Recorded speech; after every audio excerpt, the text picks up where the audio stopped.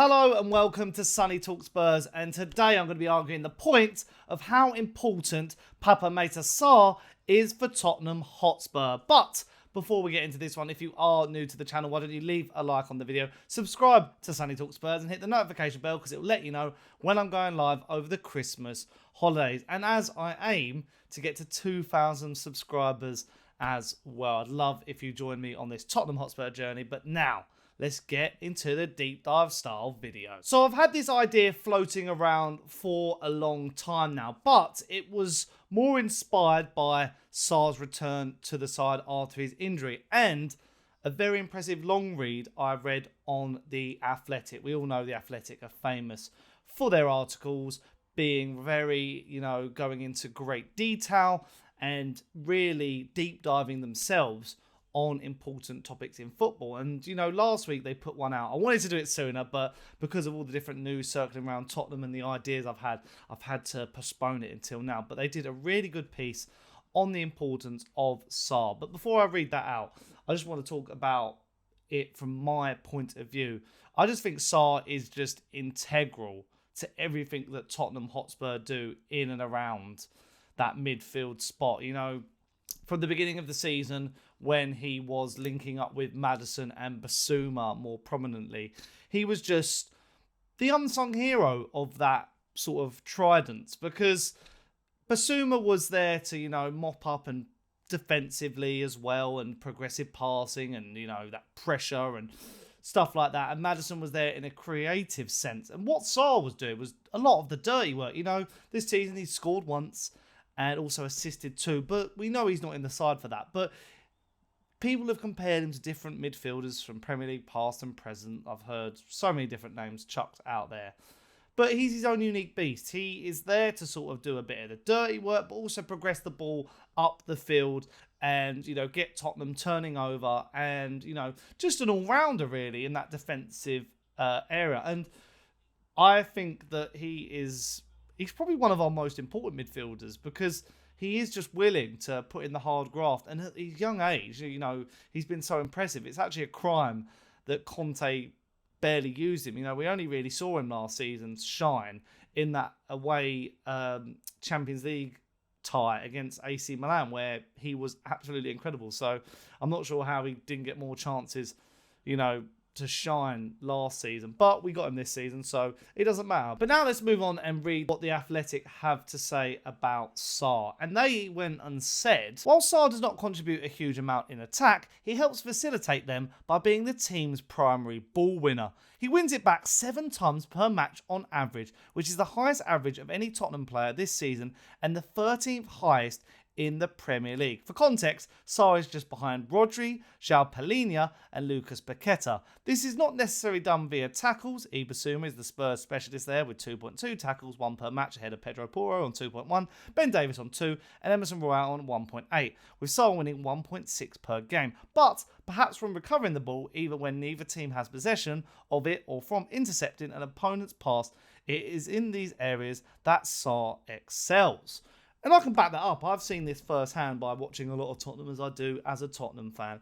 I can see him in the areas that are just, he is helping Bissouma in those defensive areas as much as he is, going forward and helping Maddison or Kulusevski or whoever is playing that other 8 role, the Celso.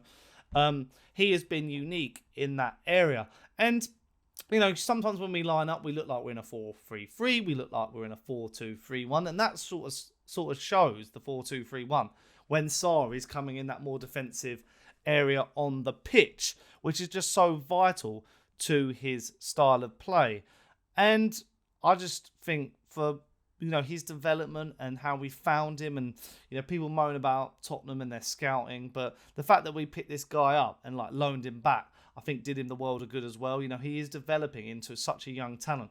And I'm just really surprised that not more Premier League fans or football fans are talking about him. I find him to be, and I've said this on many podcasts I've been on, like the Irish Hotspur, I find him to be one of the most underrated players in the Premier League currently. I just don't think anyone is talking about him at all. And it just really, really, really shocks me to my core. I feel like if he was playing for any other team, I've seen a lot of praise for, say, Lewis Miley at Newcastle. I've seen tons of praise, you know, for Arsenal players who came through like this, and Chelsea, you know, and all sorts of different players for different teams.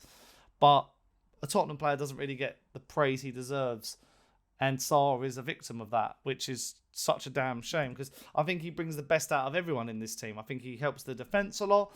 Like, you know, where players like Porro and Destiny Udogie might lack in defensive areas, he helps there. I think he makes Bissouma a better player. I think, you know, when he wasn't in the side, Bissouma was lacking in certain areas, and I felt like he was missing his right arm when he didn't have Sarr as, you know, a companion in that midfield area. So I do think he is such a vital player. And, you know, when he was out through injury, I just think, you know, it was a sign of things to come when AFCON is on our doorstep. You know we're losing a couple of players in the new year. Son is going to the Asia Games with South Korea, but we're also losing Bissouma and Sarr to Mali and Senegal, respectively. Well, Bissouma now, so I think, played his last game for absolute ages, which is amazing, you know, typical, especially with all the injuries we have in the area. But Sarr will be a massive miss. You know, Senegal are a powerhouse when it comes to African football, so they've got a player on their hands, as we know. But yeah, it is going to be a struggle, especially as I don't think we're going to bring in a midfielder this January. It looks like we'll probably go and get Jean-Claire Todibo, who I'm looking to do a video on very soon. I'm going to be talking through more of that in a deep dive sense at some point next week. But yeah, I think he is just a sign of things to come at Tottenham. I think Sarr is the personification of things to come at Tottenham. He is got so much potential and is working under a manager who is going to make him thrive. I say this about a lot of players. I've said it about Kulusevski. I've said it about Son. I've said it about Richarlison. I've said it about everyone in this squad thrives under Ange Postecoglou. He is absolutely incredible for these players' development. And a player like Sarr, as I say, step by step, he's going to improve. I'm not saying he is the finished article whatsoever. I think there is still areas of his game he can improve on. You know, I think, you know, potentially goal contributions, but in the sense of like creative chances and progressive passing could probably go a bit further. And that could maybe, you know, take a bit of slack off the likes of our creative players like your Kulusevskis, your Madisons when he comes back, Bentancur as well. I think he could thrive in those areas as well. But yeah, very happy about the player we have got and the fact that no other team, you know, sort this player. It's just fantastic that he is now one of our own. But let me know in the comments down below, how highly do you rate Sarr? Does he improve the Tottenham team when he is in it? I believe so, but what do you think? And are you dreading when he has to go off to AFCON? Because I certainly am. But let me know your thoughts in the comments down below. And as I said at the top of the video, if you have enjoyed it, leave a like, subscribe to Sunny Talk Spurs, hit a notification bell because it'll let you know when I'm going live across the channel. And also hit the button because I'm closing in. I want to get to 2,000 subscribers before the end of before the start of the new year. But, you know, we'll see about that. But yeah, hope you've enjoyed it, and I'll see you again pretty soon. Ciao.